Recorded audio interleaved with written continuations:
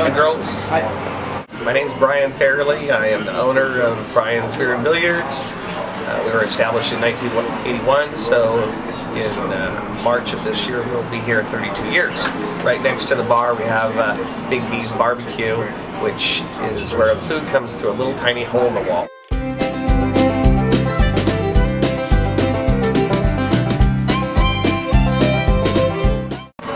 Well, we have 13 tap beers. Right now I'm drinking one of the local favorites from Bootlegger Brewery.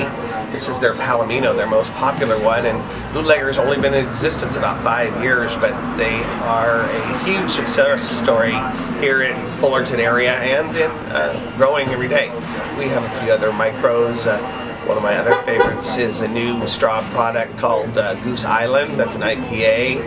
Of course, I'm partial to Bass and Guinness, and I throw in a Coors Light every once in a while too. But I like them.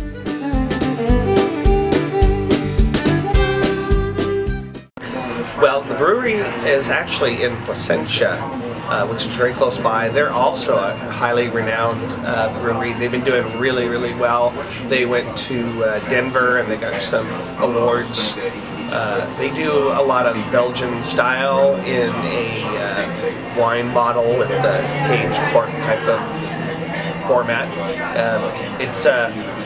They do some really high-end brews. Taps, a seafood restaurant up in Brea, they also brew their own beer and they do a really fine job.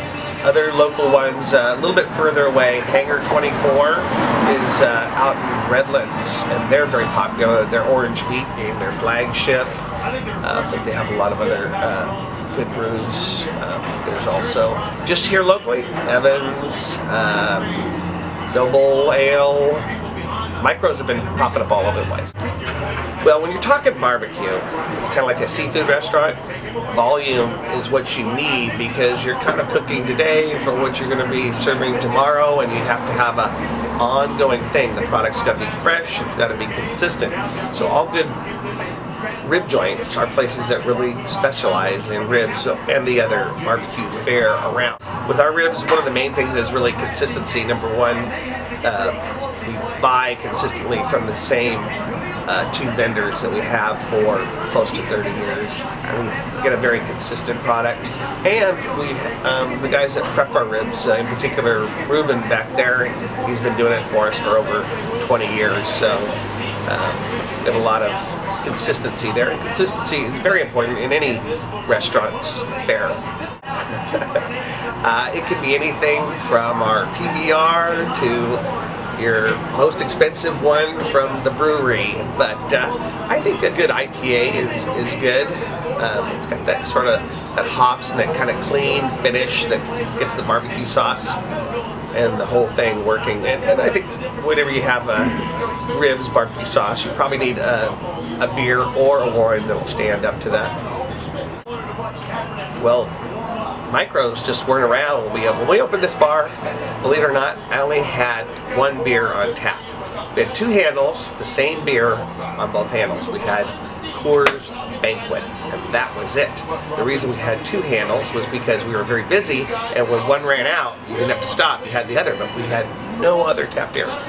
And even light beers had just barely gotten invented, so we didn't even have Coors Light or Bud Light on tap because they, while they had been just invented, they hadn't really come out and been popular yet, Miller Lite being the first. So our bar is still pretty much a domestic lager place. That's what rules the day, but especially younger people are more interested in experimenting with the newer micros. IPAs, very heavy and Belgian styles for women. Everything in Orange County is wonderful. You know, the restaurants, the weather, the people, the bars. It's definitely one of the destinations that the whole world comes to, and California in general, and Orange County in particular. So take your pick; they're all good. I have no idea. I'd probably be working in a coal mine. I'm not really fit for much of anything other than working in restaurants. It's so far removed. You know, when you've been doing this every day for over 30 years, I can't even remember when I wasn't doing it. Absolutely, absolutely. Would love to. It sounds like a great way to promote both of our businesses, and we do a lot of mutually beneficial promotions, and it sounds like it's right up our alley. Well, this bar is settled in close to Cal State Fullerton, and I'm a graduate from Cal State Fullerton, and I was on the wrestling team there, so we are very much engaged with the sports scene. One of the bartenders in there is in the college. Jason is from the College World Series. He won 2 games in the last College World Series back in 2005. We are very engaged. I know virtually all the coaches, and we're involved with the president. We do a lot of catering at the president's house. So across the board, it would be very difficult to hit this bar because it's got the best memorabilia for Cal State. But there's not even a close second. There's Brian's, and there's really nobody else that has the kind of stuff. You have to see it for yourself. It's just filled with really good, totally original and totally authentic memorabilia. Some of it pro, but largely a big chunk of it from Cal State Fullerton.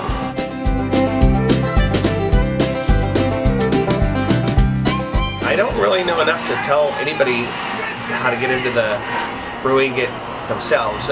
We met Aaron and Patricia, who own Bootlegger, before they came out with their very first brew, and I have to admit, they came in, and it was because it was Fullerton. I was enthusiastic about putting a Fullerton beer on tap in my bar, but I frankly gave their chances as being very remote, and they have just hit a home run with their Palomino and other beers. So, however, it's not that easy, and any business is tough, and captivating a place in the beer market is extremely difficult.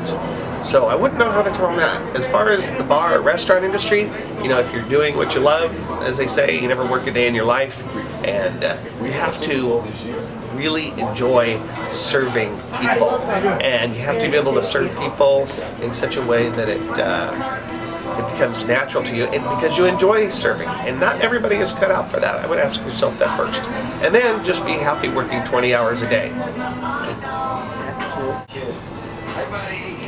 This is the Bootlegger Palomino. Very good. Nice. You know, I had come in here when I was going to school, and I kind of knew Brian because he was a big supporter of the team over there. And once I got done playing, I was still going to school, so I wanted to do something at nighttime. And I knew this was a bar that kind of a lot of locals came in, a lot of people I already knew. So I thought it was a good fit. Knowing everybody that comes in, all that kind of relationships and people that you see all the time, they're all good people. Seeing new faces isn't so much my thing, but I like the small atmosphere. I like a lot of the beers on tap actually. So my favorite one that he took off actually was Hoegaarden, but I like Bootleggers a lot. It's kind of anything you throw at me, I'll take it. Cool, cool. Sure, why not?